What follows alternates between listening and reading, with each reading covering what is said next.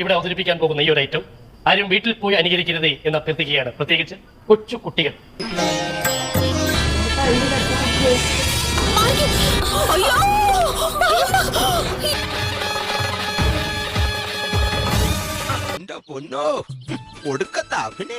പേടിയൊന്നുമില്ല, അവറ്റകളെ എനിക്ക് ഇഷ്ടമല്ല. പണ്ട് മുതലേ വൃത്തികെട്ട ജന്തുക്കൾ.